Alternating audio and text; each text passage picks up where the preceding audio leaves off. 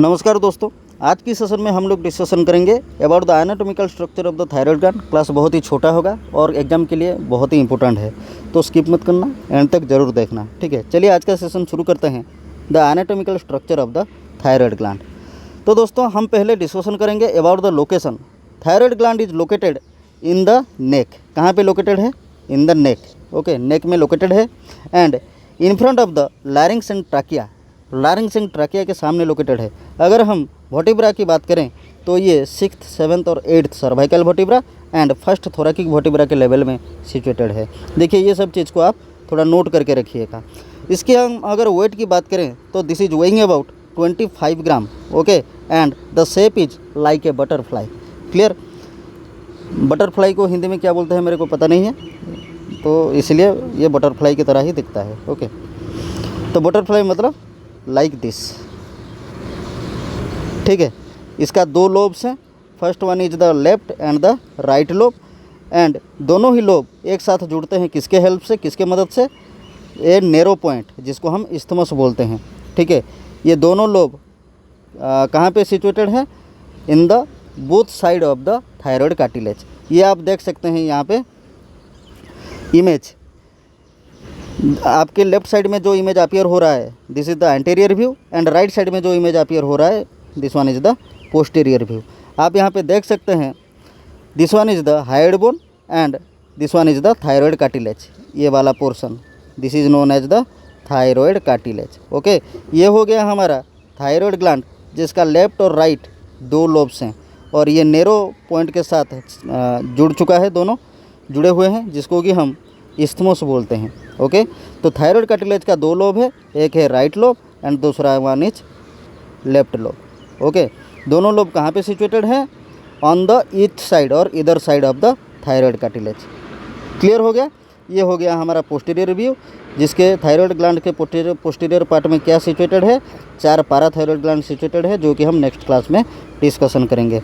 ये जो superior thyroid artery आप लोग देख रहे हैं, सुपेरियर थायराइड आर्टरी के द्वारा थायराइड ग्लैंड में आर्टेरियल सप्लाई होता है, superior and inferior thyroid artery के द्वारा। क्लियर है? तो इसको आप अच्छे से देख लीजिएगा। नेक्स्ट हम डिस्कशन करेंगे अबाउट द लोब्स। जैसे कि मैंने बताया थायराइड ग्लैंड में 2 लोब्स होते हैं, और दिज लोब्स आर कैसे दिखते हैं? ये कोन शेप, इस तरीके से, ऑब्वियसली इस तरीके से दिखेंगे। ओके, तो ये जो उभरा हुआ हिस्सा है इसको हम कोन शेप बोल सकते हैं। तो thyroid has the 2 concept lobe.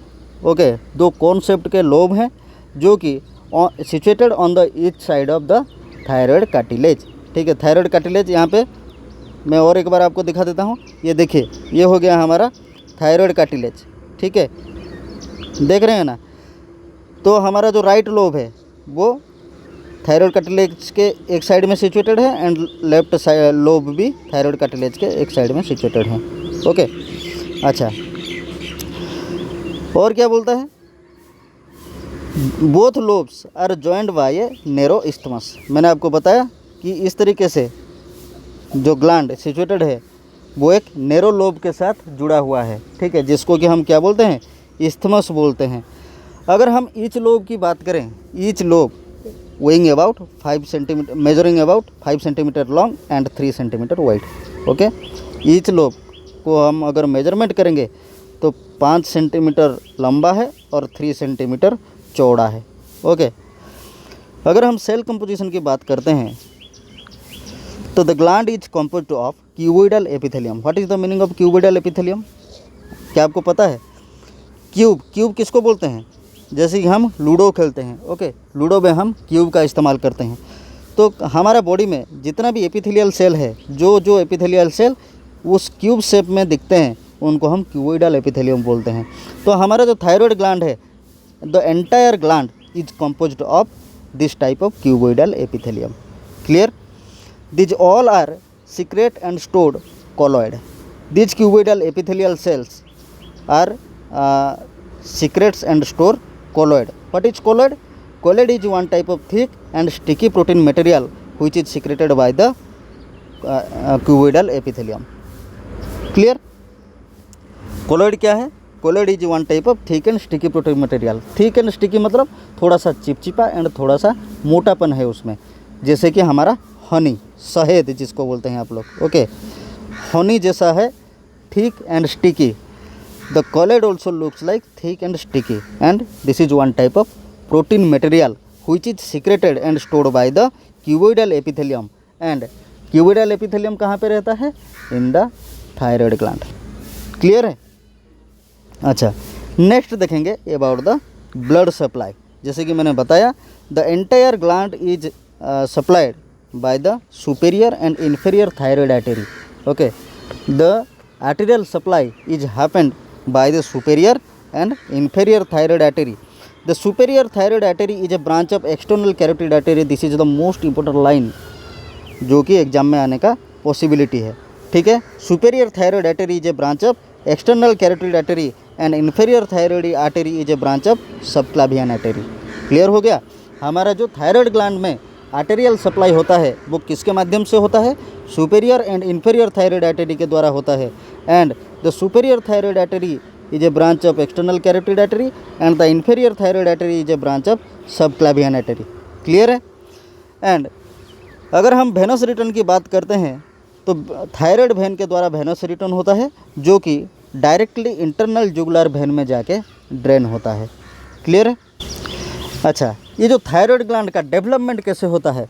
Thyroid gland का डेवलपमेंट स्टार्ट हो जाता है ड्यूरिंग द एम्ब्रियोनिक डेवलपमेंट। जब एम्ब्रियो का डेवलपमेंट होता है तभी से थायराइड का डेवलपमेंट स्टार्ट हो जाता है। लेकिन फ़र्क ये है कि अभी हमारे पास अभी एडल्ट में जब हम ग्रो कर गए तभी हमको कहाँ पे हम देख सकते हैं ये थायराइड ग्लैंड को? जैसे कि हम डिस्कशन किए about the location, it is situated in the neck, in front of the larynx and trachea. लेकिन एम्ब्रियोनिक डेवलपमेंट के टाइम जब ये शुरू होता है, डेवलपमेंट होना शुरू होता है थायराइड ग्लैंड, तब ये कहाँ पे डेवलप होता है? It is originate on the base of the tongue. ठीक है, हमारे जो टंग है, टंग का बेस है, उसमें ये डेवलप होना शुरू होता है और उस टाइम में इसको क्या कहा जाता है? Thyroid diverticulum. ठीक है, embryonic during the embryonic development it is started generating and at that time it is known as thyroid diverticulum. ठीक है, वक्त के साथ साथ, समय के साथ साथ जब हम ग्रो करते हैं तो ये थायराइड डाइवर्टिकुलम धीरे धीरे नीचे की तरफ खिसकता हुआ फाइनली कहाँ पे फिक्स हो जाता है? On the neck. ठीक है, in the front of trachea and larynx. Okay, जब हम पैदा होते हैं फिर बड़े होने लगते हैं तो धीरे धीरे ये थायराइड डाइवर्टिकुलम धीरे धीरे नीचे की तरफ डिसेंड होता है एंड इवेंचुअली जाके सेटल हो जाता है कहाँ पे? नेक में। Okay, and finally it is located in the front of neck. Clear हो गया? सो दोस्तों, आज के लिए इतना ही। उम्मीद है आप लोगों को क्लास अच्छा लगा होगा। अगर अच्छा लगा है तो एक बार एक लाइक ज़रूर कर दीजिएगा। नेक्स्ट क्लास में हम लोग डिस्कशन करेंगे about the hormones of the thyroid gland. Okay, thank you so much.